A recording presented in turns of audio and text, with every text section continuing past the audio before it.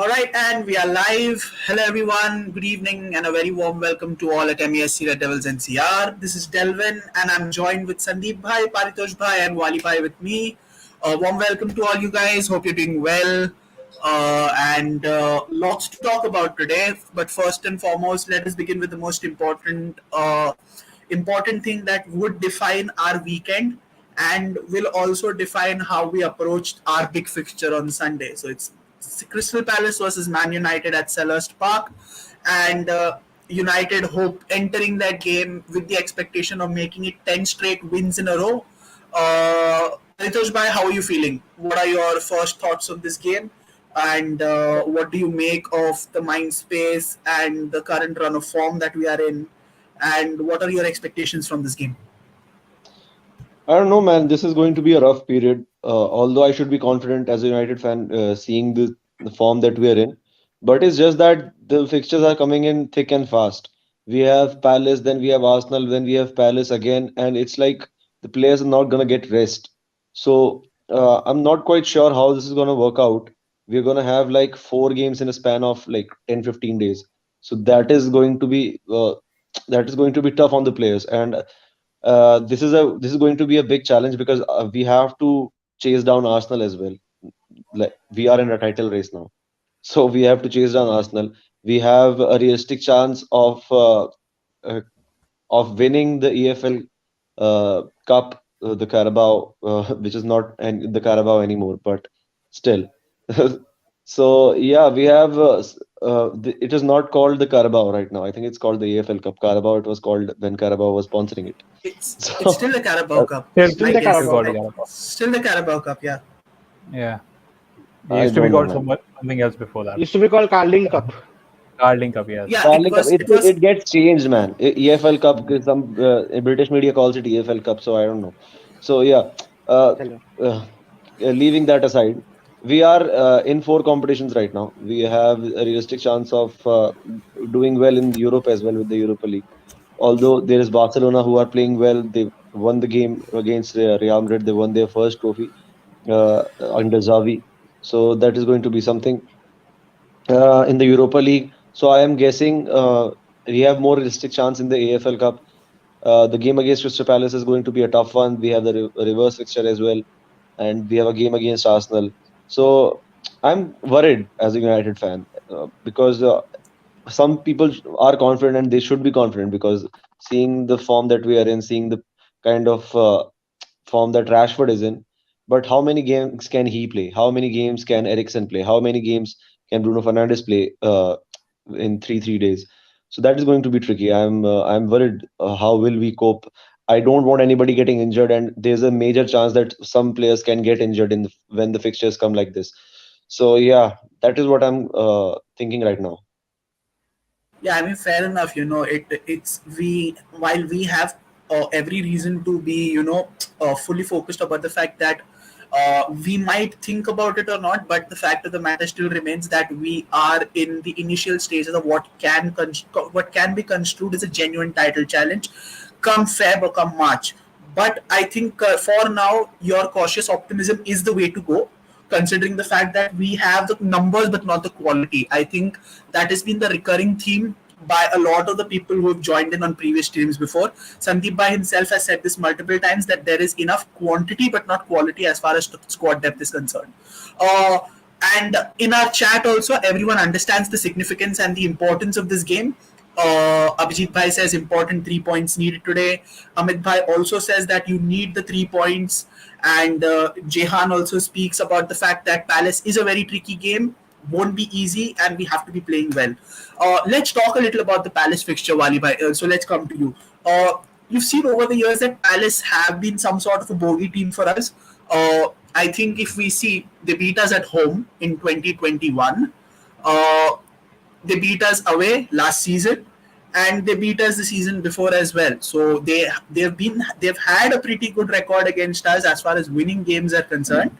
And for some reason, United always tend to be at their worst while playing against Crystal Palace. For some reason or the other, I don't know what exactly, but with the change in manager, with the current performances that we've been putting in, and with the current state of mind that we approach this game, do you think it's a little different from the teams of before, that we enter the Crystal Palace game with a lot of confidence, with a lot of mental strength and mental resilience as well?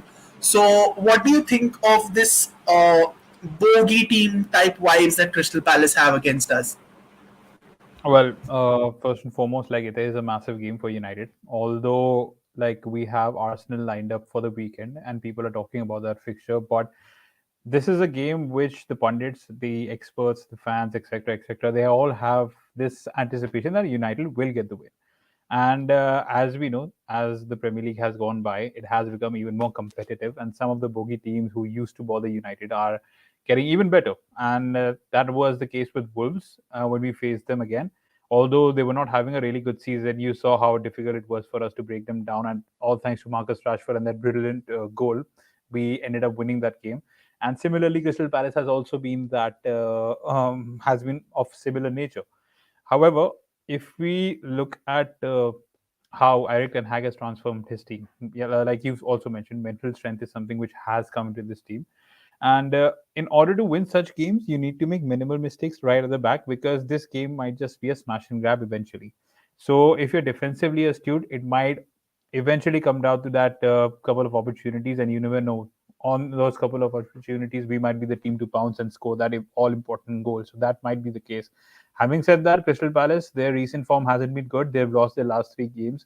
They got thumped by a struggling Tottenham Hotspur side 4-0, who are not known for scoring a lot of goals. So, keeping that in mind, I think Eric Ten Hag will be licking his lips. But at the same time, a few worries. Casemiro is a big worry. Will he start him? Will he not start him? That is something which will be interesting to see, because we all know that although Marcus Rashford is in the form of his life, for me and for the rest of the United fans as well, I think the most important player right now in this squad is Casemiro.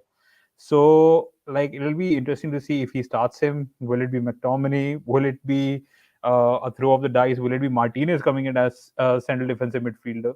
As you never know, but it'll be interesting, because if he gets another yellow, we all know he's missing the Arsenal fixture. So, nevertheless, I back my manager. The decisions that he's made over the past, they have worked in his favor. Be it fitting Luke Shaw as the LCB over Martinez, be it trusting Aaron Wan-Bissaka as the right back. So I do trust the manager. However, I do want to see Wood Weghorst starting from the get-go, because Martial isn't fit at all. Even in the post-match conferences, we saw that Ten Hag said that Martial was begging to start against Manchester City. And you saw in the first 45 minutes, although there were some neat and tidy passes, but he wasn't fit. He wasn't running. He wasn't 100%. So Wood Weghorst has to start. And I have a feeling that he's going to get his debut goal for United. So, yeah. That's a pretty wild, not wild exactly, but that's a pretty leftist assumption if you go to see. So I had the Very opinion that, ambitious. yeah, not I had an opinion that Martial could somehow start again, but then you said that he was not at his best, and even his runs looked like a pained jog at the most, even while he was running. So Martial starting could be more of a liability than an asset as far as today's game is concerned. And again, at the end of the day, we want all our best players fit and firing for that Arsenal game. So a lot of people saying that Crystal Palace is Martial looks like actually Martial plays like Berbatov without the goals. At this that's moment, that's yes. the at this moment, and whenever he's in his slumps. So that's been something that has been going on for a long time. So not really surprised at this point in time. So as I was saying, a lot of the fans across Twitter, a lot of the fans across all the social circles believe that Crystal Palace is the game before the game. I mean, if we win against Crystal Palace, losing against Crystal Palace will hurt more than losing against Arsenal, or what the general assumption is. Because it is teams like these that we struggle to break down, teams with a predominantly low block. And in spite of Crystal Palace playing much more progressive under Patrick Vieira, you still have that semblance of an old block, because some of their defenders are still those that rugged, rustic defenders, who enjoy putting in a tackle or something of the sort. So let's talk about the important team decisions, Sandeep Bhai. Let's go on to you. Sandeep Bhai, like Wali Bhai said that, Casemiro could be a touch and go.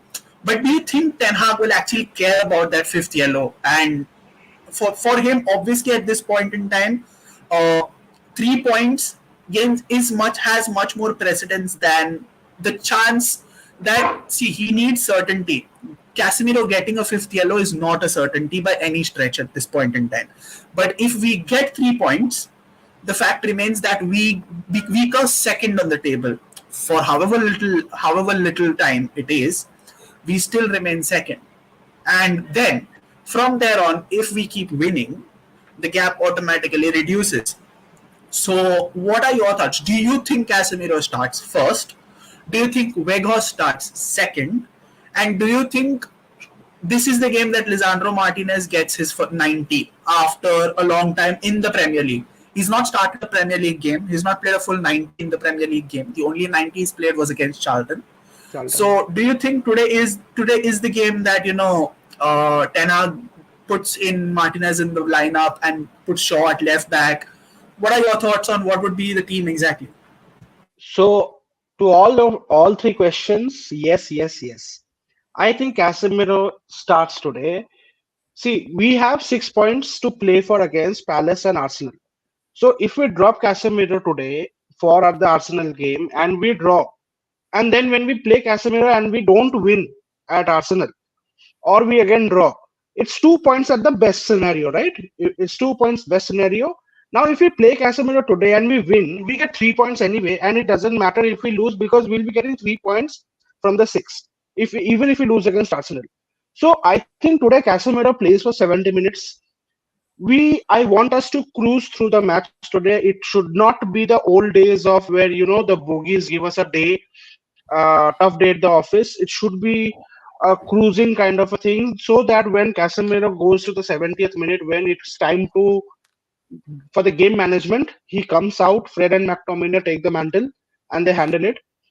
Coming to Lisandro Martinez, I think absolutely this is the game to bring him in, play the full 90 minutes. Hopefully he puts in a shift so well that he starts against Arsenal also, because I think Shaw at left back and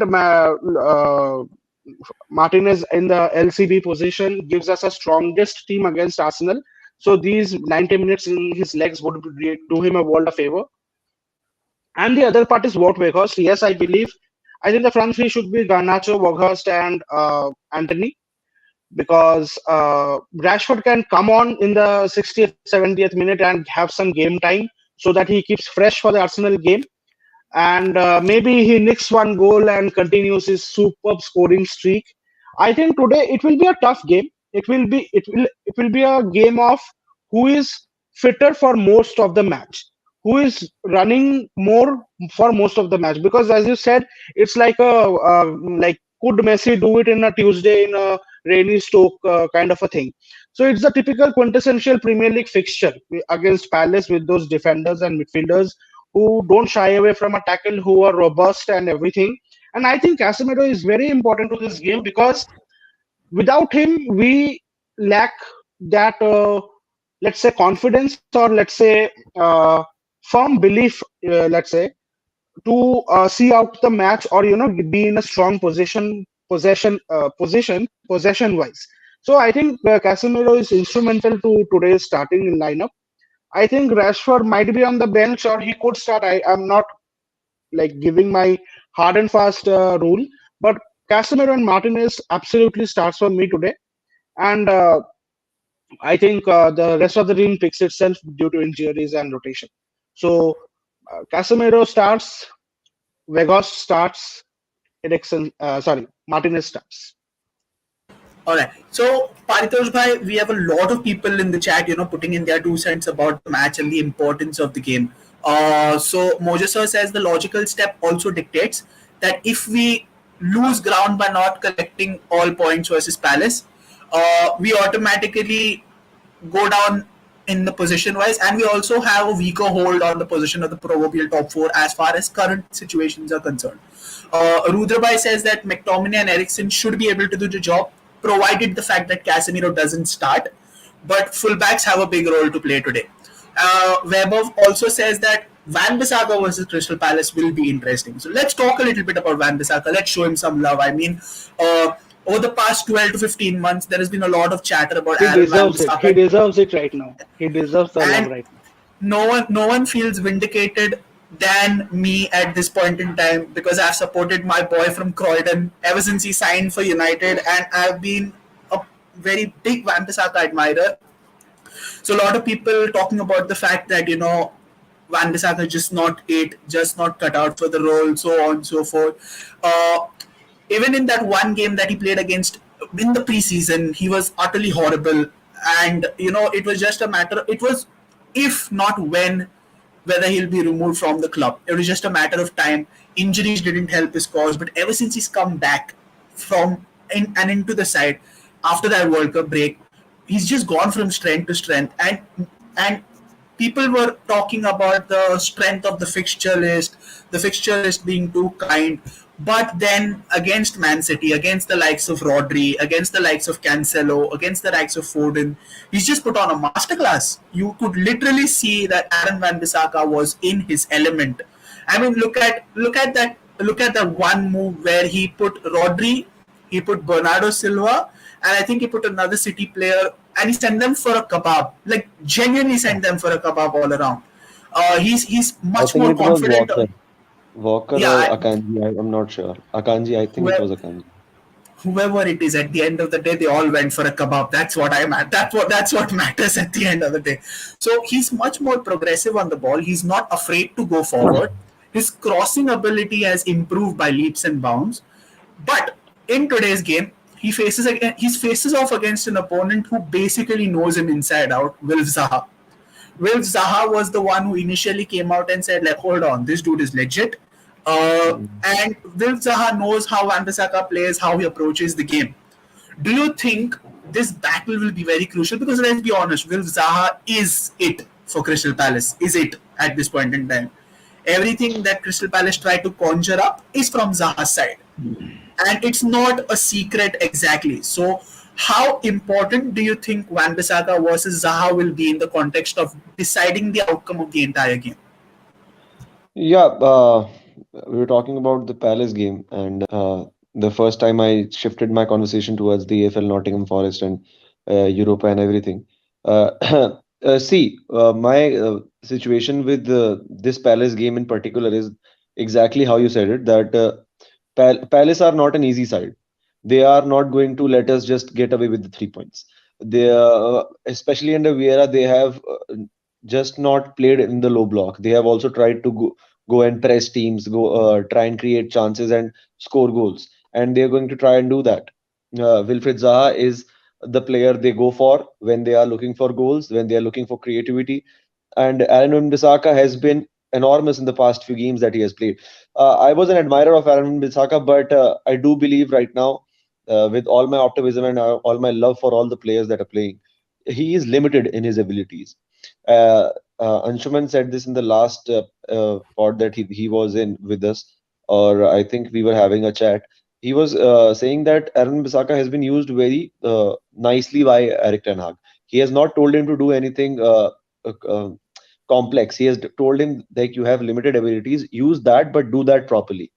You don't need to conjure up a 40-yard pass. You don't need to create plays. You just need to put in your tackles, move forward a bit, try and get the one twos with the midfield, and when the chance comes, do the crossovers, that has worked out really well for him. My argument in the situation was that it's not just that he's been told to do simple things, is the confidence in the lad. He was utterly underconfident when we last saw him, and everybody was bashing him, me included. I was also one of the people who were like, this is not the player that we looked at when he first came in. Ole used him really well because Ole played the five at the back or the low block, and he tried to get him as much as ball as possible, as much as positions where he used his abilities of tackling to his advantage, and then he looked magnificent. And right now, that wasn't the case. Cut to Eric Ten Hag and how he plays ball. Uh, Aaron Bissaka feels like he has the solidarity of Varane and Lisandro Martinez or Luke Shaw at the moment, who can be trusted upon. The last time we saw Aaron Bissaka, it looked like the back of Maguire and Lindelof were just as shady as Aaron Bissaka's attacking prowess. So he was underconfident in moving the ball forward because as soon as he lost the ball, we knew it was going to be an attack and probably a goal for the opposition. And Bisaka's main power right now is that we have a solid defense. He has the freedom to move forward and do his things. He can have the ball at his feet, and that has shown remarkable difference in his form. Aaron Bisaka is a crucial player, and I do believe in the run of games that we have, he is going to be a he is going to be one player that needs to be in red hot form. Lisandro Martinez is another one because he needs Luke Shaw and Malasia will not cut it against Arsenal. But they will just not. We have Nottingham Forest, we have Crystal Palace, we have the a few games that that will require these defenders to move in and out. So I do believe Aaron Bissaka is crucial, and I do believe that he has the abilities to get his place in the side. I'm just not sure when Delo comes in, how will he sustain that?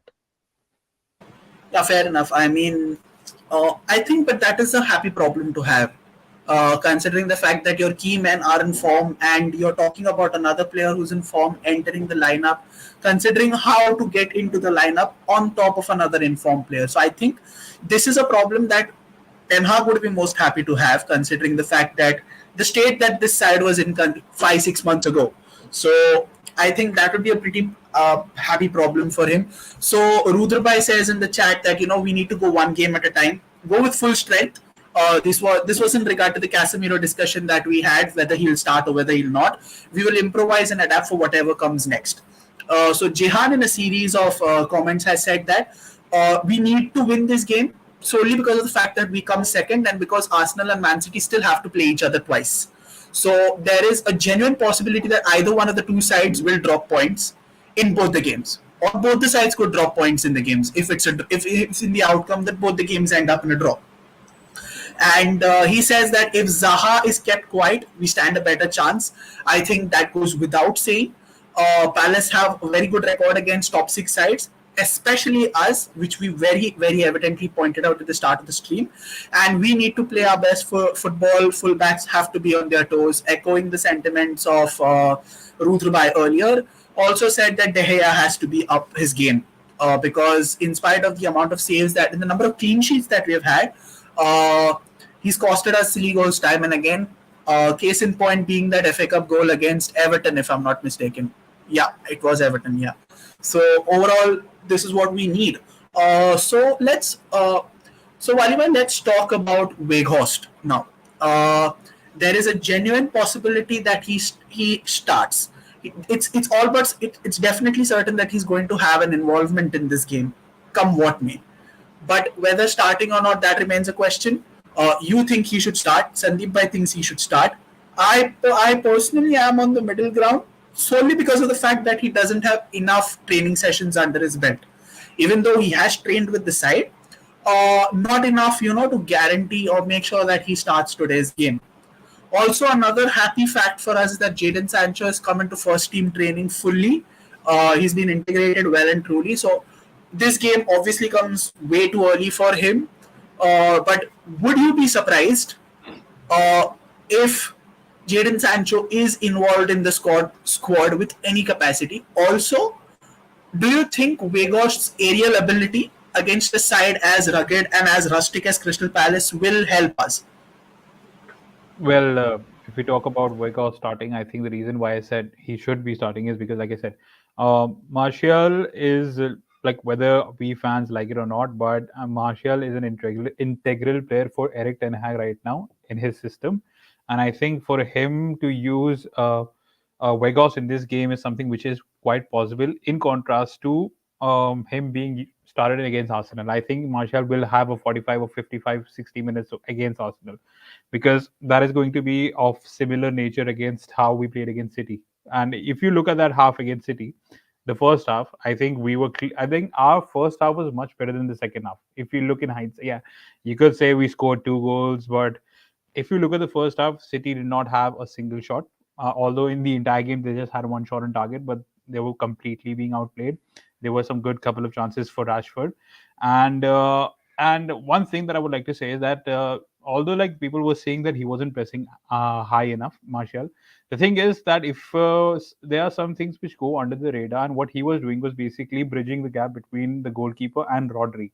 And as soon as Rodri was actually being made available over there in the second half, you could see he was cruising past the defenders with utmost ease, and that was actually leading to City creating a lot more chances until Garnacho came in for Eriksen, because of which we hit them on the counter. So he is important to our system. So I think he's being used very carefully over here, which is why I think Weghorst in this fixture, where you can expect the contest to be a little dogged, there could be some tackles. I think one cross and you just land him one cross, he will score you. He would score you a goal or two, and then you could probably sit at the back. That is something which could happen. And the other thing is, although you have said that he hasn't been training, but he was playing a lot of games for Besiktas, and he has 8 goals and 4 assists for Besiktas this season. So I think he is match fit. So I honestly feel that he should start. And there was another question that you asked. I forgot what that was. Could you please? It was about oh shit, even I forgot what was it. So my point was not about him having match Right. fitness. For Right. as far as Weghorst was concerned, I was talking Sancho. about the It lack was about of Sancho. training. Sancho. Yeah, Yeah, Sancho. I think I will be surprised if he starts. Definitely, I will be surprised if he starts. If he comes in after the 70th or 75th minute, I wouldn't be as. But we just have to see the squad. If he's in the I squad, then think I he'll think come he in as a will. sub. If he's in I the don't think squad, he's ready to start. yeah, that's uh, what I feel. I think the Crystal Palace game comes too soon for him. I was just asking whether would you be Nottingham surprised if he's Forest. involved? I think Nottingham Forest is where he starts. I think Yeah, Nottingham Forest is might be where the he case. starts. Might be the case. yeah. You put a very valid point as far as Weghorst's availability is concerned. But what I was trying to put out is that the lack of training sessions under Ten Hag. So I have full 100% confidence he's match fit. He scored goals. There's no doubt about that. But I was talking about the lack of training sessions under Ten Hag's supervision, or the United training sessions as far as I was concerned. So that was my point towards making it. So that's not a problem. But I think it's fair to say that I wouldn't mind if Weghorst starts. I wouldn't mind if Weghorst starts at this point in time. So Kushagra says that Ten Hag spoke about Martial. I hope to avoid him getting injured. He was complaining. Well, not a surprise there about complaining. So that's why he also didn't train in the week, and why he was a question mark. I mean, after a certain point, you have to wonder how careful is too careful as far as Anthony Martial is concerned. Because at this point, the only way you can make sure that he's fit is just put him under house arrest and make sure he doesn't collide with sharp objects or anything like that. I mean, this is the only way you make sure that he's fully fit for every game. Because I mean, this I think this is the second or third time that Ten Hag has spoken about making sure that Martial is being treated very very carefully as far as health is concerned. But again and again, it's the same story. He's complaining about certain pain. He's complaining about certain injuries. Walibai, let's continue about the Martial topic. What do you think? How careful is too careful? Because, I mean, after a certain time, for a manager like Ten Hag, even his patience will run out. Irrespective of the fact that Martial at the moment is the hand in glove for Ten Hag's system. But how careful is too careful, and how much is too much as far as Martial's fitness is concerned? Because it's Look, it's it's it's turning out to be not so much as of now, but maybe a couple or 3 games down the line, this could be a real headache for us, and yeah. this could be the very reason that we end up missing out on a Champions League place. Look, I might be a little biased on Martial because I'm a big fan of him, but I'll be neutral over here. I'll try to be neutral. Uh, what I mean to say for Martial is that, see, at this moment of time, we need to have him in the squad. Okay, be it whether he starts in the 11 or not, I do not know about that, because, like I said, he is probably creating a lot of chances. His hold up play is really good. But when it comes to even hitting the teams on the counter attack, the Martial, when he came in 2017, 2018, until the Mourinho years, he had a lot of pace that he's lost.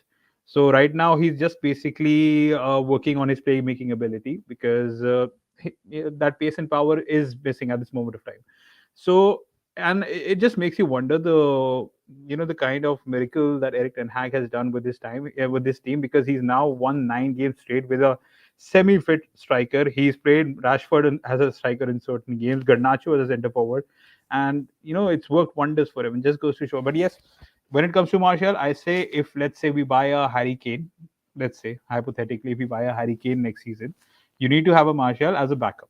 All right, that's what I'm trying to say. Because once again, if you let him go, then again we will be having the same problem. What if Harry Kane gets injured tomorrow? We will not be having a suitable centre forward to come in. Because if you remember Liverpool's time of dominance, they have Salah, Mane, Firmino, and as soon as someone gets injured or someone goes off, you have Origi coming in, and we all know Origi also has a really good impact for them over the year. Has it had a really good impact for them? So if Erling Haaland gets injured, you have Julian Alvarez waiting at the wings. So probably at this moment of time, he's not match sharp, but he needs to be in the squad. If we get, I honestly want us to sign a really good world class centre forward. If we had a Harry Kane right now, or probably a younger Cristiano Ronaldo, then I think we would have been much closer to Arsenal.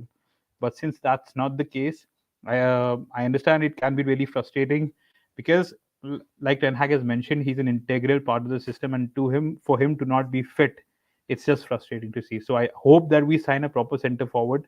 I hope first and foremost we get proper owners who actually back the manager, because yesterday there was some news coming in. I'm really glad that's happening. Just a matter of few more days, and which is why it just makes me admire Ten Hag even more, because he's doing a wonderful job. So let's just hope we get a proper centre forward who's actually prolific in front of goal next season. Do you think, just a random question, do you guys think that Kane would really solve our problems? Because Victor Osimhen, 2 words. That's it. Victor Osimhen for me. Victor Osimhen. That man is an absolute beast. I mean, yes, he has injury issues with Victor Osimhen, but that's not muscular. His injuries come out because of the sheer style of his play, and that man is a tank when it comes to playing. So even if we play, say 60 games a season, and even if he plays 35 of them, I'll take him, because I'm absolutely confident on the fact that he's going to have an impact in each of the 35 games. That's how good the guy is.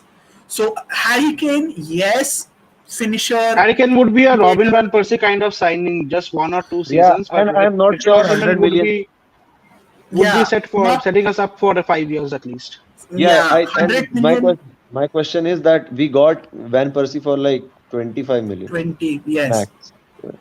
And Harry Kane would come for 100 million. In spite of the fact that he has only 1 year on his contract, 100 million is too much. I think 2 years. No. He has 1 year. No. He has 1 year. He has 1 year. He has 1 year. I'm not sure it's worth it. That's my only equation. If he really wants to come, if he really wants to come, we can say, okay, you can do a pre-contract with us after January. Just to wait and watch, because 100 million for you when you're 31 years of age is not quite what United are looking for. He is 29, by the way. He's going to be 30 now. He's going to be 30, and the season. By the time he signs for us. Yeah, it will be 31. Precisely, yeah. So and we have that's what my question is with him is. And the style of play, I'm just going on a rant here, but the style of play that Harry Kane provides, it takes a toll on his body. And he's not an out-and-out striker like Robin van Persie. We are not going to place him at the top and just ask him to score the goals for us. He's going to drop near the half line as well and try and create chances. He is that kind of player. He scores really good goals. He gets you goals. That is not the question. The question is that once he crosses 30-31, whether he's going to be fit enough to play 30 games a season. Because right now he is also getting injured in the Tottenham side regularly. I have not seen a season where Harry Kane is not injured. After the phenomenal season he had where he won the Golden Boot. So that is my problem with Harry Kane. Like whether he is really worth the money, because many fans back him. I also back him because he's going to be a good signing. But for the money, I don't really think so. Yeah, I think this season was the one where he's remained relatively healthy. Albeit it was because that it's a World Cup year, but I don't think this season he's had any injury concerns. And also another point in Harry Kane's favor is that he scored 15 goals in a side that doesn't create chances for him. All those goals are created by literally himself. Like that's how bad that. And Son. I mean, no, not really. I mean, one hat trick against Leicester aside, that man's been absolutely dog shit. Even in the World Cup, he was absolutely ordinary. So I mean, he's the only player in that Spurs side who's literally carrying them. I mean, I hope that he doesn't have a back injury because the sheer amount of him carrying that Spurs side on his back. Like that's how. While you spoke about a younger Ronaldo making an impact, I think at this point, an interested Ronaldo would have been much better. But then, hey, that's none of my business, though. Well, yeah. An interested Ronaldo would have made a massive difference. But then again, Paritosh bhai, apart from the fact, apart Crystal Palace game aside, we had some very important news coming out yesterday about, I mean, so far until yesterday night, the talk about United being taken over by prospective buyers or who are the prospective buyers were just pure speculation, and it was something that was shrouded in mystery. But yesterday, finally, there has been a sliver of opening, and now I think after this announcement, things will escalate pretty fast. We will get a much clearer picture of who the other competing rivals are. But as of now, Sir Jim Ratcliffe and Ineos have officially expressed their desire to buy the club.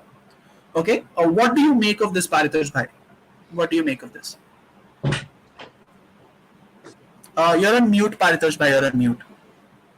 I'm quite happy regarding the news, as any Manchester United fan would be, because we have suffered enough, I think. For the past 20 years, also, we have suffered enough. It's finally time that we get our due. We get an owner who is interested in the club, who is interested in actually setting things up for the better, who is interested in getting us more than just sensational signings, who is interested in backing the manager, who is interested in the system. And that is what we want. That is what any Manchester United fan wants. And I'm quite happy that the news is coming in that we're getting new owners, that people are interested. Jim Ratcliffe, that is the first big name that has dropped their interest, who is about to, I think they are about to submit the bid as well in a week or so. But that is not concrete. Once it gets concrete, once the bids start coming in, when the Glazers realize that they are not going to get the 6 billion they want, and they really sell the club, is when I'll be really happy, when I'll rejoice. But I'm quite happy, as any Manchester United fan would be, because we deserve this. I think these fans have suffered enough. We are still the long distance fans. These fans who live in Manchester, who have seen the club getting deconstructed, getting deteriorated slowly and steadily by the Glazers, who have seen the leaking roofs of the Stratford End, who have seen no money getting invested in the Carrington, who have seen all these things. They are the ones who should be happier, and they should be the happiest right now with this news. So yeah, any Manchester United fan should be happy that we are turning things in the right direction. There's a team that is going to uh, challenge for things. There's a team. There's a manager who really wants to do good in terms of creating young talents. He has taken the right approach, and we hope that he gets the backing of the new owners as well. Yeah, I mean, fair enough. Fair enough, Paritosh Bhai. And with this, we bid you goodbye, Paritosh Bhai. Thank you so much for taking out time coming on the stream. And I will definitely see you soon on one stream or another. Do take care of yourself. We have Ojas Bhai with us on stream. Ojas Bhai, let's talk about the takeover only, for example. I mean, at this point, it's one way or another, the other prospective buyers' names will come out now that one of the most interested parties have openly put forward their ring in the hat, saying that we are here, we are interested, and we will do anything possible to make sure that we get the team under our ownership. Now, do you think that this is a time where all the prospective owners, including Jim Ratcliffe and Ineos, will start lobbying for public support? Because it obviously, after at a certain point, money is not an issue. Passing the ownership fitness test also is not an issue. The biggest deal breaker or the deal maker will be public support at this point. So, Ojas, by how fast, how quickly do you think that it's going to start? Is going to be a race for lobbying for public support? irrespective of whoever the owners are. Um, See, public support, I think the topic will come when the deal starts to finalize. Like, it's on the final stages of happening. Right now, I think it's a very good start that a very good, prospective buyer has entered into the race, and he is trying to get the deal done, and it is showing positive sign for Manchester United. But again and again, the people in the panel also and on the groups, on the fan clubs all across the world have to understand that the sale involves a quiet, it requires a period of time to go through. Even if the finalizing of sale happens, just transferring the duties also, it also takes time for the new management to settle in, the new ownership to understand how exactly we are going to work. Everything takes time, and so we have to be very patient about that. We don't rush, or we just don't start licking every owner, every prospective owners that is coming into the news. We have to understand the long term goals of this club, and for understanding the long term goals we have to understand the history of Manchester United. The history of Manchester United is something that was not built in 1 or 2 years. Even Sir Ferguson also took a couple of years to get the team into the right direction. And this is how a club that you want to be at the top for a long time, this is how much time a club will take. It won't happen in a day, in a month, or even in a year.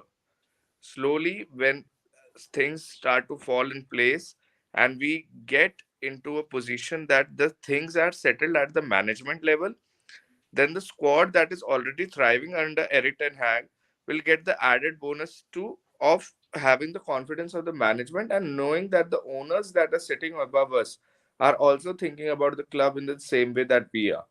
That is, we have to win and be on the top of the world. So public support, Delvin bhai, you will have to explain to the panel a better how much time will it take. For me, for what I am seeing from the outside is public support will only start when we will understand what Manchester United is and what Manchester United can be in the coming years. Or public support at this point is very intriguing, very interesting, because of the sheer fact that United fans at this point are just waiting to know who the other competitors are.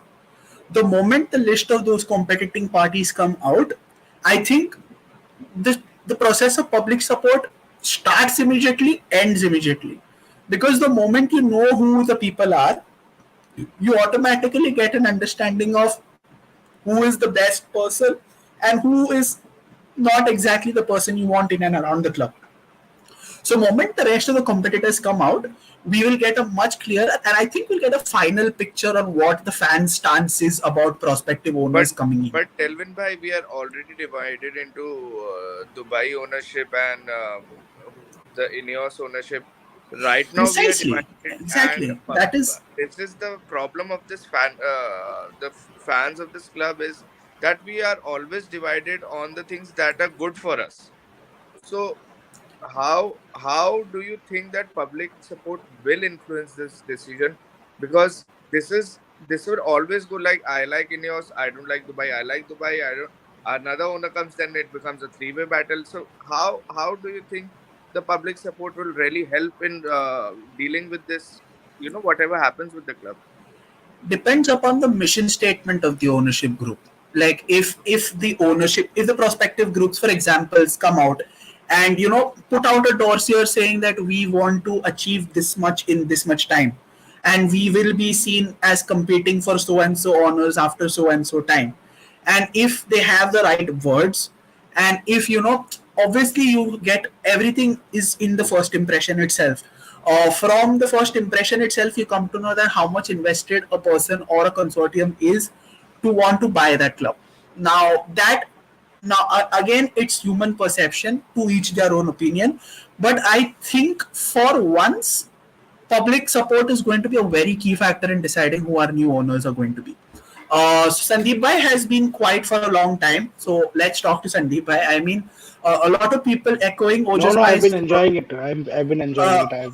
listening. A lot of people in the chats have been talking about the ownership situation and shedding light further on what Ojis Bhai spoke. Abhijit Bhai says that we need an owner who has footballing knowledge and who knows how to run a club well. Money isn't a problem for United. I think the last point is pretty spot on. United are a self-sufficient club, and United can generate money by itself because of the sheer audacity and the sheer gargantuan nature of the brand. Vishal Bhai says that there should be some okay. So Vishal Bhai is in favor of state ownership, like a Dubai investment fund or something like that. Sir Jim might be a boyhood fan, but he doesn't know how keen he will be in injecting money. For example, he gives the example of the club that Ratcliffe owns, that is owing Yes. OGC Nice in the Liga. Delvin, So yeah, Vishal must have not read this point, like how the city groups are creating their ownership around the world in the footballing universe. exactly. Yes, yes. So if I don't pronounce his name right, if the Ineos ownership comes and just if somehow we have good relations with OGC Nice, we will have. So Nice and United and somehow we other clubs also join in the same consortium. So this is how you start connecting top clubs around the world, and it can be beneficial, like it has been beneficial for the City Group. You can say the Yeah. same for the Red Bull group also. No, Red Bull Group is not something that will come in the Premier League, and I don't think No, no, Red not Premier Bull. League. I'm saying like what the point he said that Yeah, Sandeep you Bhai I is are understood. building connecting. Got it. Got connection. it. Sandeep Bhai Got is it. connecting the dots. Sandeep Bhai is Precisely. Precisely. Precisely. connecting. Precisely. Yeah, Sandeep bhai, an important update has come that Memphis Depay is signing for Atletico Madrid. Yeah. So that's one of my preferred targets gone. What do you make of the Memphis scenario? And also, Garnacho has agreed terms on a new contract. So let's talk about both the topics one by one. Let's start about the Garnacho one first. How important was it to tie down Garnacho to a new contract? The current contract is up to 2029, with his salary being over 30,000 per week. Not exactly how much, but it states over 30,000. There are a lot of performance related incentives on his contract. So let's talk about Garnacho. How important do you think it was to tie him down to a new contract? So I think Garnacho has been a revelation this season, and I think he was on some 7K per month, per week salary kind of a thing. So of course it would be needing some revision, but I would say that I think Brandon Williams is something around 50,000 per week, 50,000 pounds per week, and I think maybe he deserved a little bit more, but given his age, 30,000 plus good bonuses make up for a good deal for him right now. And if he continues to break through like this, I'm sure he'll achieve his bonuses and his agents can sit down again in the coming 1.5 years, maybe at the end of the next season and get an increase. But it's very important that we tied him down because Real Madrid and Juventus, I think, if I'm not wrong, were circling around him. And we cannot have another Pogba situation or something like that. So it's very important that we have our star boy, in our club, uh, unlike other star boys. So I think that is very important. And Memphis Depay situation, I would not give it a second look because we were not getting two strikers in one season. After we got Weghorst, I don't think we would have got Memphis Depay anyway in the club at all. But after Memphis going to Atletico Madrid, I don't think it's a particularly good move for him because of the style Atletico Madrid plays. But hey, all teams need a striker, and if he does well, all the best to him. He was a very uh, a player very close to my heart when he signed for United under LVG, and I thought he would do wonders. I giving him the number 7 shirt after Di Maria fiasco. I thought he would do really well, but all things did not pan out as planned. But I think I wish him all the best, but I don't think it affects United plans or United transfer strategy anyway. Just coming back to one point about the ownership part, I think one part we are ignoring is the stadium plus the investment that would need to go into the squad. I think let's say Sir Jim Ratcliffe is around 15-16 billion pound worth, and Ineos is 61. To buy Man United, you have to put up 5 to 6 billion. I think another half a billion to 800 million goes into the stadium, if not 1 billion. And I think another 500 million needs to be spent on the squad in the coming four transfer windows. So I think deep pockets will help us. Deep pockets will help us because, like, once you have the control of Man United, it's, as you said, it's gargantuan.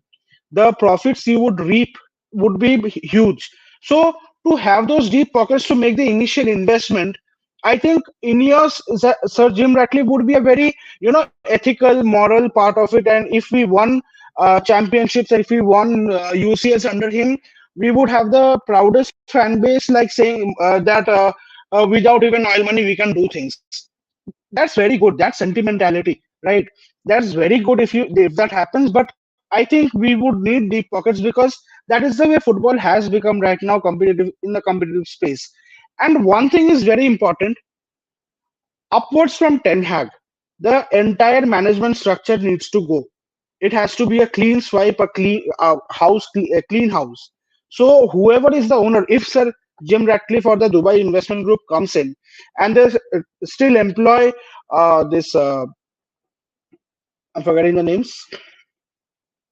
Just drawing a blank here, guys. Richard Arnold and John Murtaugh, if they still employ them, that would not help the cause at all. I think they have to clean house and they have to get proper footballing directors and proper CEOs in place, and they need to separate the footballing and the commercial decisions. So having those management structures right, whoever is the owner is would be more important. And yes, having deep pockets never, is always of help. So that's what I think. Yeah, I mean, fair enough.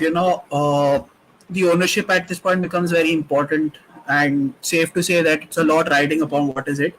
Walibai, let's come to you. Another transfer rumor that is circulating in and around the spheres is that United are looking for David Raya, the goalkeeper from Brentford. Now, United isn't the only team that is in the picture. Spurs are in there, and I think Chelsea also. Raya comes in for around 15 to 20 million, if at all they decide to go for him. What do you make of David Raya coming to United? Much better profile as far as Erik Ten Hag's style of play is concerned. Very comfortable with the ball at his feet for his short stature. He pulls out some really stunning saves and is has total command of his box. I'm not saying major control. He has total command of his box, and it is one of the very key reasons why I have him as my starting FPL goalkeeper for the past 2 seasons. And what do you make of David Raya to the United rumors? Do you think good signing, or would you look at other alternatives if it were you? Well, one thing is for certain that David De Gea was not in contention, like to begin with, for Erik Ten Hag. But we all know with the Glazers, with Berto, like there are only limited amount of signings that you can do. And in spite of that, I just have to say, like I'm also like one of David De Gea's biggest fans. He's been like, you could say that he has been a modern day legend because he has conducted himself through his performances that way. There were some ups and downs, regardless of that. However, you have to say that if you look at his peak years, although he's still 30, still young, when he was actually performing really well, football has evolved a lot. Before the goalkeeper, you just had to be a great shot stopper. Okay, fine, your distribution might not be that great, but you have to be a good shot stopper, and that was why he was making goalkeeping look so sexy. Well, he was under Mourinho or Louis van Gaal. And the thing is that I think that he wasn't able to get that proper coaching in terms of how a goalkeeper needs to evolve in today's day and age. The way that Allison, the way that Edison have been molded now in Liverpool as well as Manchester City. Before that, they were used to perform that way, but he's not been able to get that. That being said, I think this has been his finest transition in terms of like he hasn't been perfect. Even in the game against City, you saw there were some misplaced passes that could have cost us probably a goal, but that didn't happen. In spite of that, you have to say that there are signs of progress. He does come off his line on certain occasions. He is trying to become the keeper sweeper on certain occasions. We all know his stopping ability. So if you rank him on the basis of the coaching that he's finally getting, that the goalkeeper deserves to get in today's day and age. He's actually done well. However, um, taking into note that there are plenty of other people who goalkeepers who know what to do from A to Z. Wally Like bhai, would you take Martinez? no, I wouldn't. Like I understand Martinez is a shitbag, and we need some personalities like that. And in terms of the reason why I don't want him is because I think he's 34, 35, if I'm not wrong, right?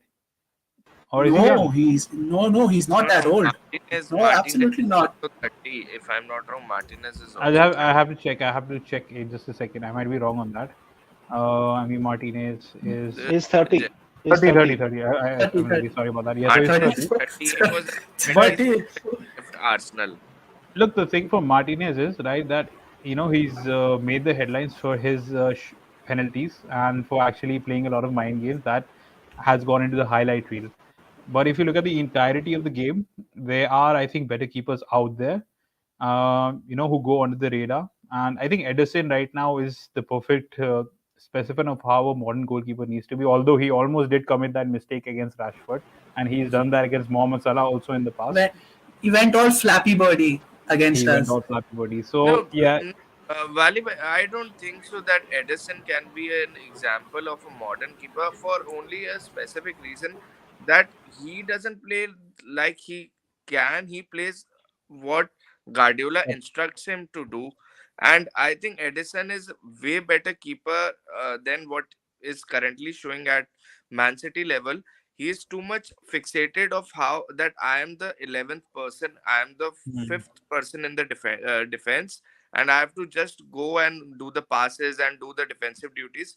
And the major priority of his goalkeeping ability gets shadowed under that. hmm.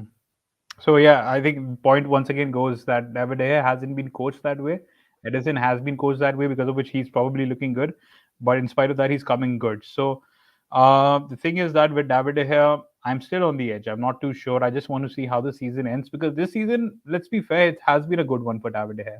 We haven't had many complaints against him in terms of him coming off the line. Even in corners now, he's looking solid. He's punching the ball. So that's also been the case. So it'll be interesting to see. Honestly, what I want right now is I also made it obvious in the previous podcast. I was really mad when Sergio Romero went because he was a perfect backup goalkeeper for United. We do not have a proper number two, a proper backup keeper. We need another goalkeeper because David De Gea, he's been featuring in League Cups and Europa Leagues in almost every game. So we need a proper backup keeper, and then let's fight it out between the two. So not the Henderson, not something which Ole Gunnar Solskjaer did with Henderson and David De Gea, by making him play one game, then David De Gea the other. But in terms of keeping it competitive, like how he has kept it. So I'm on the edge right now. I want to be a little patient with David De Gea. Let's give him another season. If he ends it well, if he improves, then you need a backup keeper, definitely. Hi guys. All right. So warm welcome to you, Abhishar bhai, and thank you so much, Sandeep bhai, for taking your time out and being in the stream. We Sure, shall sure. see you very soon in another stream, and hopefully Yes. that we are there to celebrate the Crystal Palace win later tonight. Yes, Uh, absolutely. Yes, yes. While we're speaking about goalkeeper targets, there are a lot of different opinions. Some people say that like Diogo Costa, some people say that like Sanchez. So of Brighton, in fact. So there are a lot of interesting options coming around, and Monish by having a no nonsense opinion about a goalkeeper's job description says it doesn't include being Tony Cruz. Fair enough. And I think up to a certain point, yeah, but then keeping in mind that the game has evolved so much, I think nowadays every second or third manager would want their goalkeeper to be good at their feet, good with their feet, and make sure that he is the orchestrator from the back. I mean, yes, don't have to be Tony Cruz or something like that, but then at least have above average passing ability. That is what is needed at this point in time.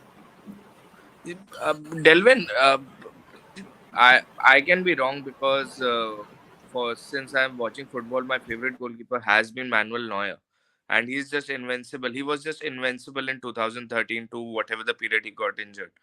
So, like, but do you think everyone sitting on the panel? I don't think David De Gea lacks the ability to do the passing. He just lacks the confidence. The No, I confidence think sometimes. I think Walibai put it correctly. I think he did not receive the right coaching over the years. That is the reason, because when David De Gea entered United, he had a reputation for being one of the most proficient passers at that time. And at that time, the game hadn't evolved so much to be someone who's very good at the ball at his feet.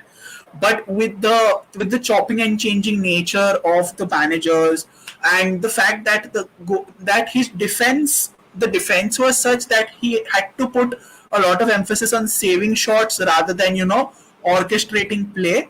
The style of play and the profile of play was not suited for him. It's not about confidence also, it's about the system and the lack of coaching.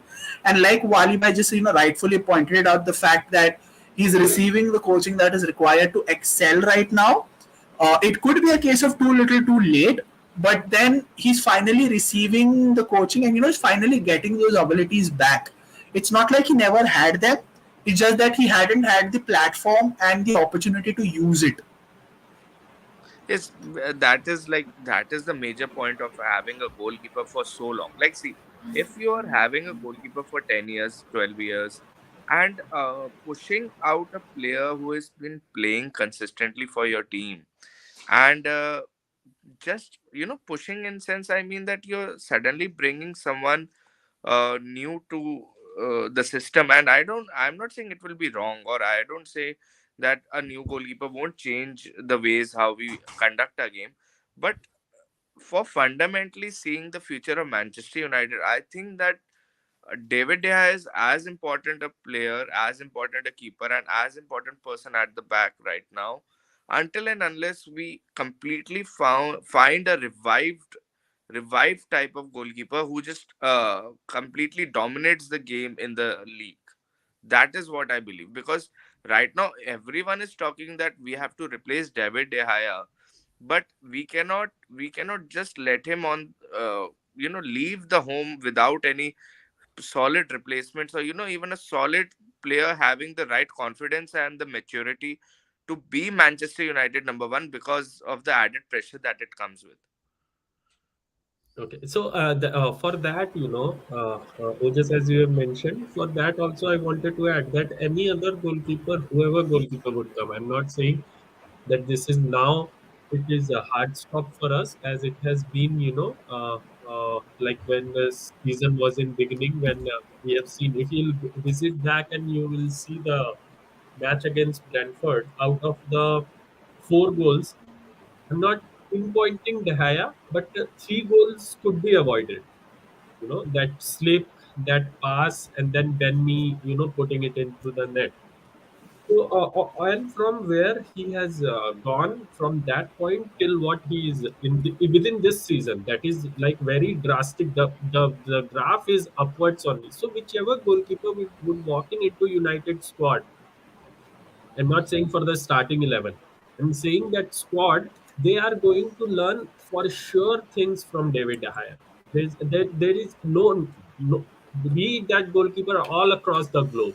If they'll come, they'll be having, that shot stopping of David De Gea is unquestionable. He's, above par onto that. And at his peak, he's just the ball. He'll cover all across the whole goalpost. So you cannot say that he can be done. But yeah, the only thing which he can improve more, as Abhijit has mentioned, that he has to be more he's now calm and composed, but he has to be more calm and composed. He is doing the passes good when nobody is there.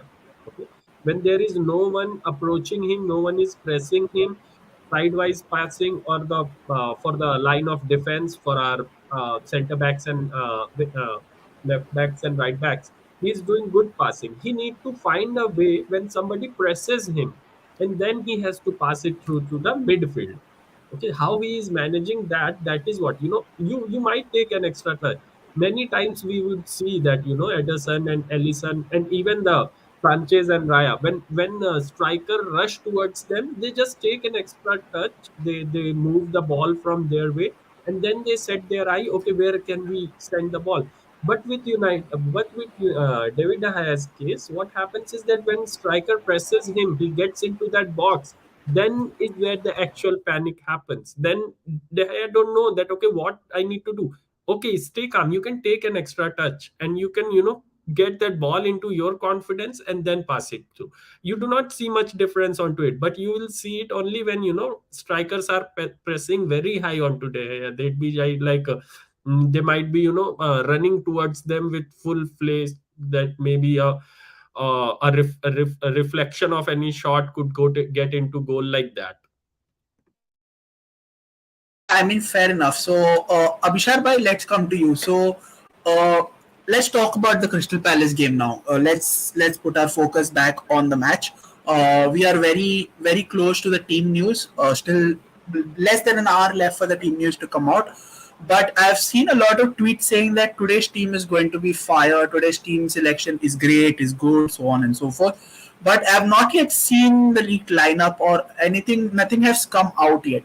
So, with that being aside, what are your thoughts on approaching this Crystal Palace game, and how important do you think getting the 3 points is? Because if we get those 3 points, we go second on the table for the first time since 2021.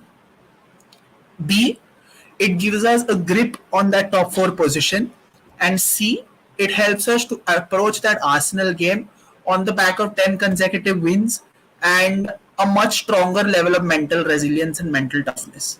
So, how important do you think this Crystal Palace game is on all these fronts? Abhishar bhai, my question to you. Yes, Dilwin. I'll come to that. I want to, just mention Mojo sir's comment that he has said that David De Gea has improved. He has improved a lot.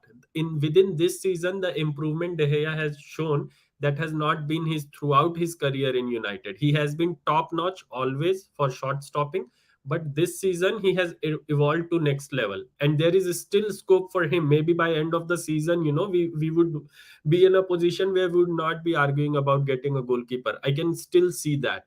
Is that must that we have to do? I'm not saying. With De Gea's scope of improvement, he just need to put up for very minor chunks is in armory, and we would be having a world class goalkeeper who could help us challenge for the titles.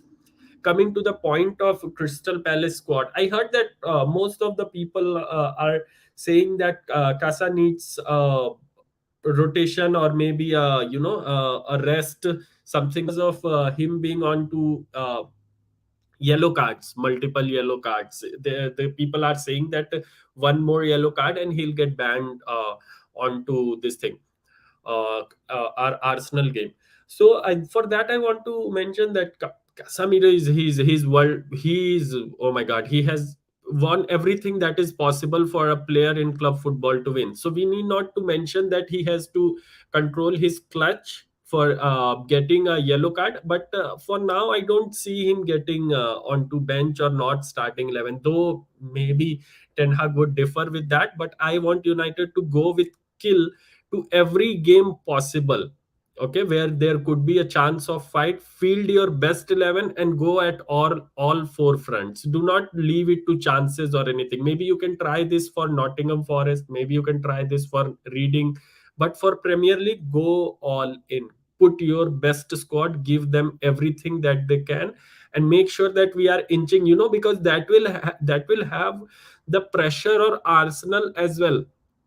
I'm not saying that they will not crumble, but they have pressure at them as well. So once there would be a slight opening in the door, we can just put our foot in. But if we would be having some draws, or if we would be having like 0 points from the match, then we are not going. We are leaving them the window for the crack that could be open. But we should not be. We should be relentless. I don't know that it will lead us up for the next season as well.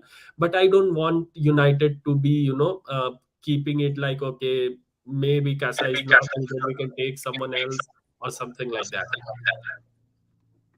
All right. So Wali bhai, thank you so much for taking your time out. It was fun talking to you. Had some great insights and had some great exchanges of discussions with you. Thank you so much, and I hope to see you very soon. You know, take care of yourself, Wali bhai. Goodbye. Good night. I'll see you soon. Bye, guys. Thank you. Bye. So we have Ashish bhai on the stream with us. Ashish bhai, warm welcome to you. Hope you're doing well.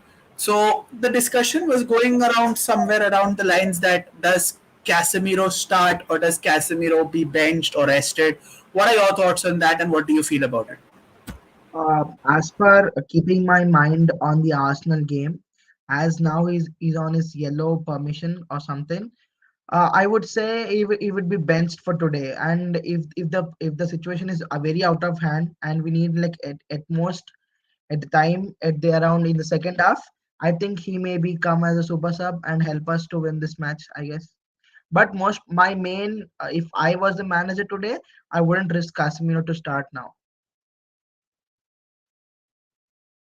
Rather interesting and rather contrary point of view from what the majority say. But then again, your opinion, and I would totally, So just what are your views onto that? Like benching Kasa? I really don't want to answer this because I really want Casemiro for the Arsenal game, and I'm pretty sure he's getting booked today if he plays it. I just have this vibe that I would, I think I one would, I landing would jacket to definitely agree Zaha. with Ojas bhai right now. I can see that yellow card coming today. So See, whatever maturity anyone has, even I am going to be 27 this year. The maturity in real life and maturity on pitch are two different things. I have completely understood this. And see, Casemiro is really important for the team, but in a longer run, Delvin Bhai also said that I don't know, like every game is important in the league, but Delvin Bhai said that Arsenal you can still expect to lose because they're such a good team, but we cannot afford to lose against Crystal Palace. But in longer run, if we think this is the point to stop Arsenal, I think this is the week to stop Arsenal because they're just rushing away from everyone, and playing the best team against Arsenal is important. And right now, Crystal Palace is a team that we should be able to win against, provided there are no hiccups at the back. And for that happening, we have to play the best defense because we are most probably not playing our best CDM, and this suddenly brings extra responsibility to everyone in the team. But I don't want to see Casemiro anywhere near playing 11 because I'm pretty sure he's going to get booked, and he's going to get booked because of Wilfred Zaha. Wilfred Zaha will be running towards the goal and he will be tackling him and getting booked. I can just predict this. I can just predict this. And I don't want him to start against Crystal Palace. I want other players to step up for me. And if Eric Ten Hag wants, he can go all FIFA and start Lisandro at CDM. I don't care. So really don't want Casemiro in the 11. or else so start Luke Shaw as CDM now. We never know. So, as far as our channel Vega starts for United, as far as league lineups are concerned, so very interesting revelation so far. So Mojo Sir says there is no other club that knows how to stop Arsenal better than United. Truer words have not been spoken, Mojo Sir. Truer words have not been spoken. Uh, we are the only team who managed to beat them. So yes. Uh, Abhijit Bhai says today's game will be more physical and test of resilience. What are your thoughts on this? Ashish Bhai, let's get your thoughts on this. How much of uh, a scrap or how much of a dogged resistance are you expecting from a Palace side who somehow have the number over us? And do you think that we have to be on top of our game because we? Do you think we should enter this game expecting a scrap? I would say no. We also have got like a physical player in the midfield. If we start McTominay, he can be very like a bulky person in the midfield and can match that physical and in the terms of physicality. But I would say it's a thin line. It's a very thin line. But I don't see United as a crack to start this game. But we never know. No, this has always been a very tough fixture for Manchester United. I somehow don't understand why is that. Because Crystal Palace has never been a settled team for me. I think for past 6 years they are constantly changing their managers and tactics and everything. And I am not, I don't know why I can't believe uh, how they are able to come up with a result against us. This is somehow a curse for me. This is like the Godison curse that we had long way back. This is just a curse that has to go out of the window, and we have to just stamp our authority today and tell them that why we are Manchester United and why they are Crystal Palace. I think it has to just end today. We have to dominate game today. Whatever Crystal Palace throws at us, we have to be one step above them. So, Ojas, for that, I just wanted to add up that we have not played bad against the, I'll say that good teams. When in starting we lost against Brighton and Brentford. We were not knowing that what they have got in store for us, and then we lost to Aston Villa. So we have been on to losing to the those mid bracket teams, and we are not yet. I hope that we will. Bright Brighton have been doing very well though. Brighton have beaten Chelsea. Brighton. We were I'm discussing saying that that only in the last stream. That Brighton was suddenly is one of the dark horses. yes, I don't yes. know, we So can say Yeah, that. exactly. Yes, we were not expecting them to be here. Like if you'll put your hand on your heart, you'll say that okay, you are not expecting Brighton to be here and challenge. Absolutely not. No, no, no. So Absolutely not. that's what I'm saying. That they've been So after beating us only, they got into next level. Vishal Bhai says beat Vieira today and Arsenal on Sunday. Who says no? Patrick Vieira and Arsenal say no. So Nice that is connection. what. Nice connection. Nice Very connection, by the way. we have to Uh, top game. I'll still take maybe reading draw. Premier League has done such a bad fixture policy for us. How can you just suddenly appear with a fixture with such an important game week that Manchester United has? It could have happened anytime. I guess it could have happened no, anytime. that's the problem. That's the problem, Moses Bhai. So because of the fact that we are in all four competitions now, this fixture congestion problem has to be there because as far as things are going, we currently only have three free game weeks, and there is a possibility that in these three game weeks we have to play five fixtures. So one is already this one, which is against Yes, Palace. as, There is a the there is point there, of Pujas is getting sandwiched between playing the number two and number one team. In between, you put one fixture, and that too away. I guess Crystal Palace is away to the. away. Yes, Yeah, correct. It is away. so you are putting one away. Uh, the Premier League is saying that we should have a good trip to London. Just visit Crystal Palace and Arsenal at one go, whatever. Exactly. It's not I, about I mean, totally about United's game week, but if I've just saw like something an article about Arsenal on April in the April month, they have got like 3 to 4 like main big teams coming up, and if they are in the cup competitions, they will be facing a very tight schedule. Also, it's not about only United, but about every main team. Oh, just for that, yeah, I want to add up. If you will, see the end part of fixtures, the last 3, 4 fixtures, by then easiest. We you have will the easiest set. We have the easiest set of fixtures. Yeah, that's what Yes. I'm saying. That when that time the clutch will happen, na, every team would be there would be dogfight for relegations further. There would be dogfight for top position. I hope that Premier League would go till that point. Wherever every point will Should matter. not win against mid-table team like Chelsea. Nice one though. I mean, lot of. I mean, for that we have to make sure that we win our games in this, and we win our games in Feb. No, I want to address Vishal's comment that Chelsea game was there for taking. We did not win actually. we I we that exactly. But we We should have realized won that though, the game. Casemiro Should mentality have game. should have won the game. Shouldn't have gone Did we until concede then. a penalty in that game? Did we? Yes, yes, we did. Yes, We correct. did. We received a penalty that game. And So Abhijit Bhai says, Ojas Bhai, Premier League has apologized for this fixture. I mean, Premier League has been apologizing for the last year. Yeah, they so have been has British apologized for many things, but that really doesn't. exactly. Premier League has apologized to Everton. They've apologized to Arsenal. They apologized to us. Uh, I mean, they're just going on. See, Delvin, we were second in one of the seasons with Ole. I remember that. And I have always believed, like everyone has their theories. I have always believed that the rush of the games that happens in December and January, these games decide the title for me. Make or There's a reason. There's a reason because the fixtures just come thick and fast. And Man City just run away.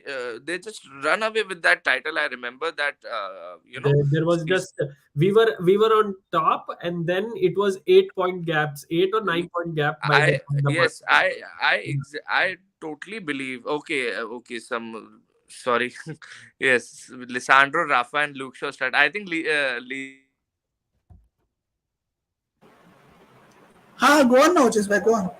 Nay, again, for me the theory is that the December January fixtures are very important, and that is why I'm just criticizing Premier League for this. But I understand your point, Delvin, that we as the fixtures are such because we are involved in every competition.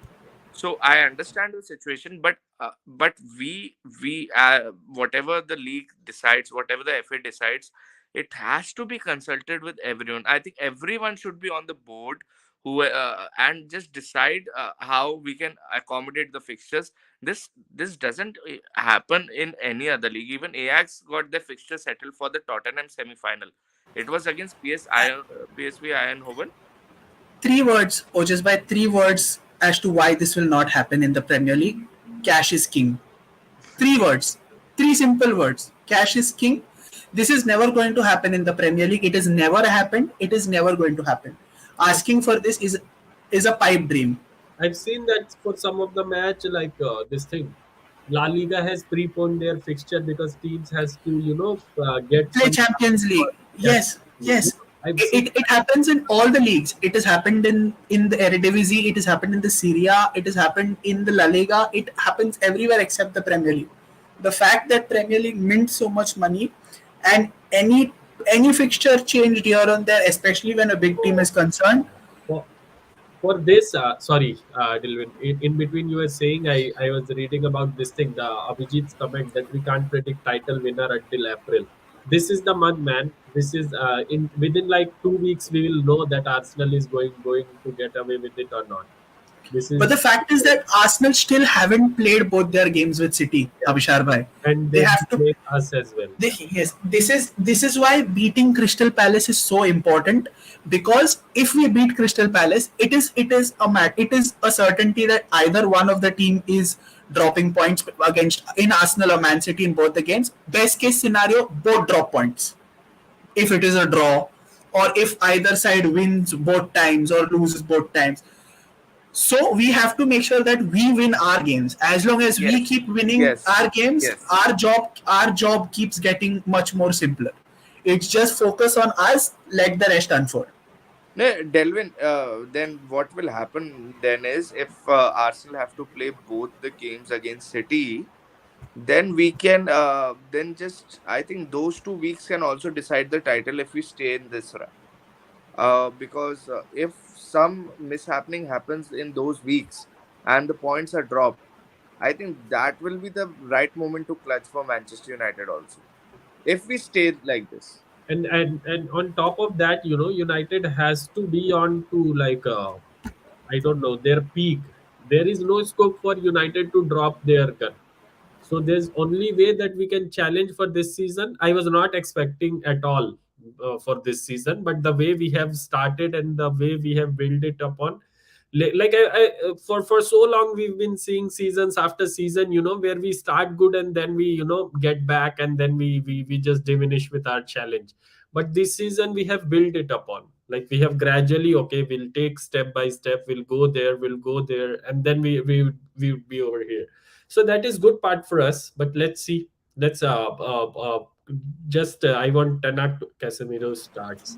I want All right, so we're having important team news here, and then we'll just go ahead and dissect a little bit of team news. This is league team news, Abhishar bhai. Before you look at your watch, so Lisandro Martinez, Rafa Varane, Luke Shaw, Rashford, Anthony, and Casemiro start as far as early team news is concerned.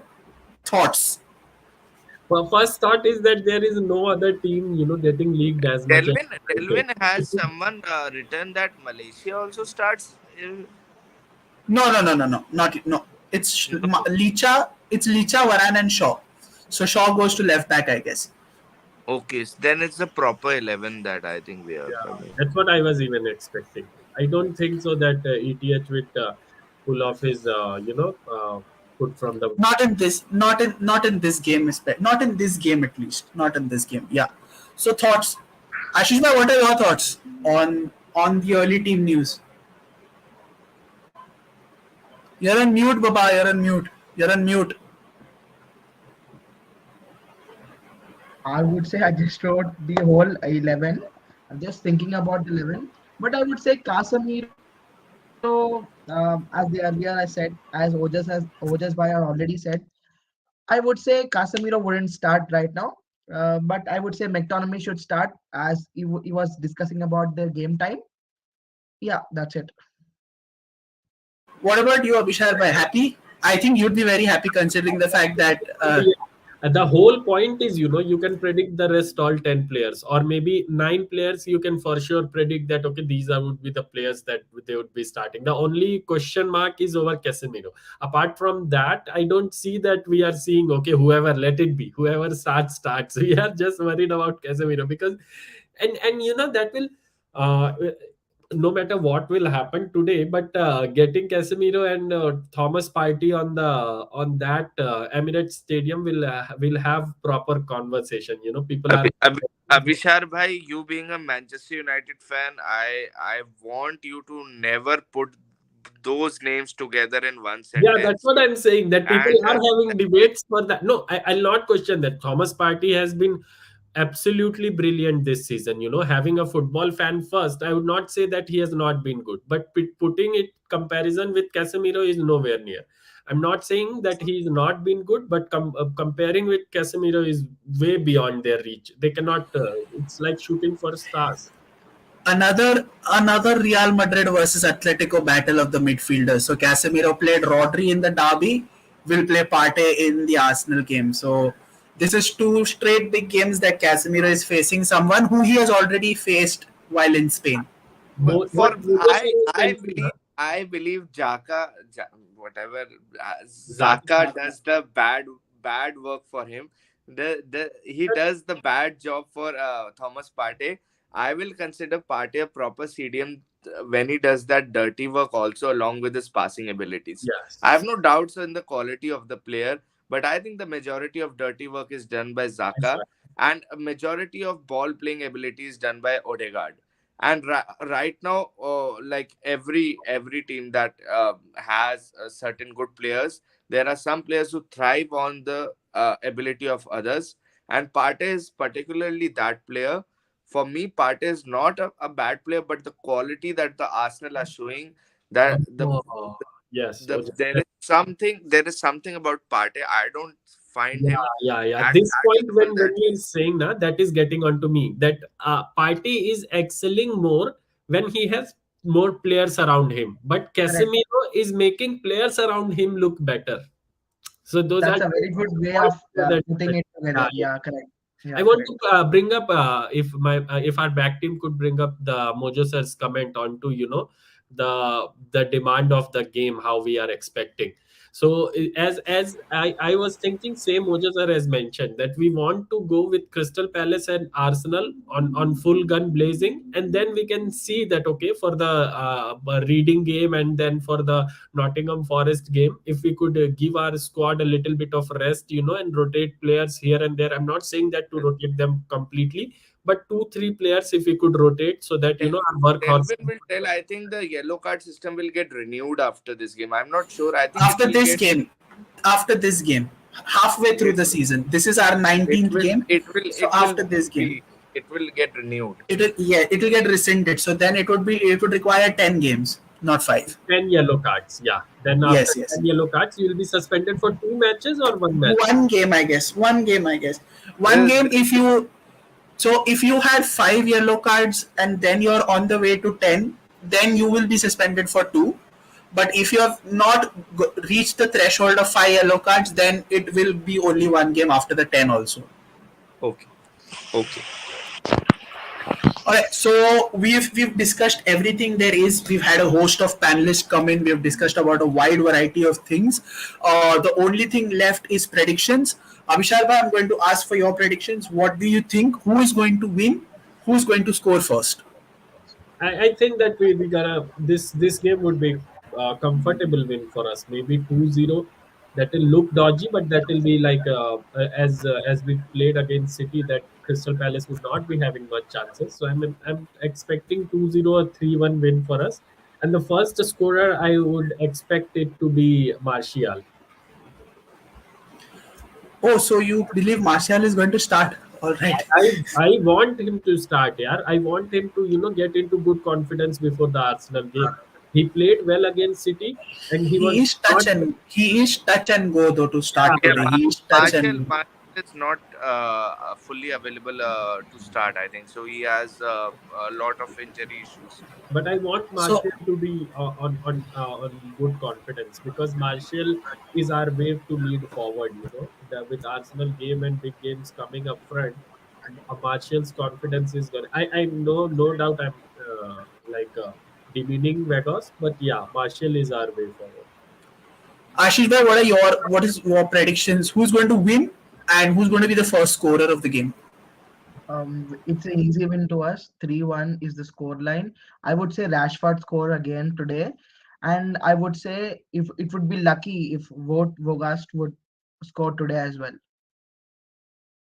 Ojas bhai, you? What about you? Yeah, I am also going for a 2-1 or 3-1 win. I think Garnacho will score today.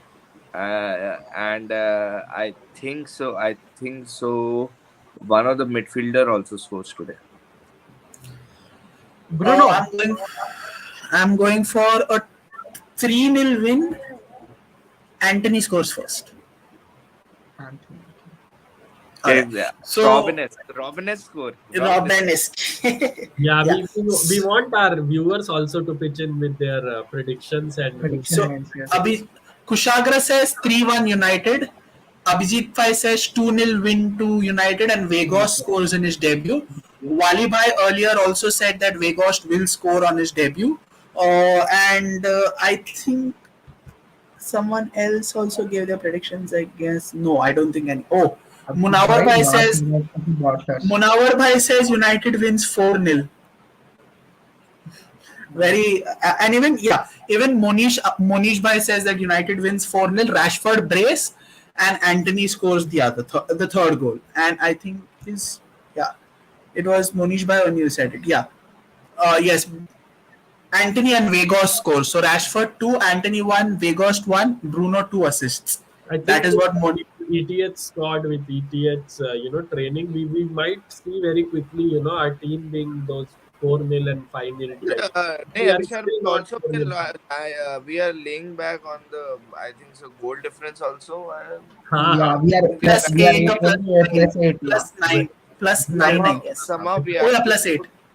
Positive 2-3 goals. Either it has to be 3-1 or 3-0. These type of games really help in goal difference. If first objective is to win, I get that. Yes, but we have to capitalize on this. I still feel we are not that squad which will go to 4-5 goals. I'm not being anything less or no. But converting. It is a process. It is a process. We can be there. It's a process. It's a very valid point that you make, Abhishar bhai, because we haven't won a single game by scoring 4 goals in the Premier League. In the Premier League, at least, we haven't. Our biggest win has been 3-0. So I think there is merit in what you say. And yes, like Ashish bhai says, it is a process. Sure, it will take time. Yes. End of this season and start of next season, we will be squad with winning 4-0. Positive thing is that the clean sheets are coming because yes, we can compromise. That's a very good sign. Correct. Yeah. We can always, and also whenever we don't score much, we can always count on Leeds United to help us make sure that we always score 4 or 5. Like it's always there. Like whenever we have a problem scoring goals, Leeds 4, 5, 6. We've scored 6 also. So it's not a problem that I That am was worried about. Ole's squad. That was Ole's squad. I'll Even Ranik, Avishar bhai, even Ranik scored 4 against Leeds. So it's Ole squad, I don't know. Many people all across the globe they'll not agree, but I felt the vibe of United when Ole. was building something, We were but once we were one having signing, We will never know. We will never know. what it's one of the biggest, it's one of those biggest what ifs in recent United history. not signed Ronaldo. I don't know where we would have been. You said it. Yeah. You said it. You You said it. said it. You You said said it. it. You You said said it. it. All right. We've had a great discussion, guys, and thank you so much to Ashish bhai, Ojas bhai, Abhishar bhai, Wali bhai, Paritosh bhai, and Sandeep bhai. For entering and making this one of our most enlightening discussions. I personally had a lot of fun conducting this and listening to your thoughts. A special thank you to everyone in the chat as well who've been talking a lot about this and making sure that we fed off your energy. So huge thank you to you. Without this stream wouldn't have been possible. So with that being said, please do follow us on YouTube, do like, share, and subscribe on our content. We want to keep on pulling out such content. We want more discussions like this from our fans and from our comments as well, which is why we encourage you all to participate in our streams as much as possible. And we are also active on our socials on Twitter and on Instagram. Do drop us a follow there as well. And I say this on every stream. Today is no different. Every day is match day on our official WhatsApp group. You do not want to miss an opportunity to get into that as well. Apart from that, there is also a website which is totally dedicated to the fans for an immersive fan experience. You can go ahead and put in your predictions for today's game if you haven't. Uh, we can also, there is a lot of cool stuff to check out: predictor contests, quiz contests. There is an FPL competition which is going on as well. There's a blog section where you can keep checking out cool stuff and latest up to dates up happening as well. And with that being said, this is Delvin along with Ojas Bhai, Ashish Bhai, and Abhishar Bhai bidding all of you good night. All the best Glory. for watching the game, night. and we hope that this night is indeed a good night for us. And we approach tomorrow celebrating another 3 points and another job well done. So do take care of yourselves. Till next time, this is Delvin bidding goodbye. Take care of yourselves, and we will see you soon. GG and you guys. Glory, glory.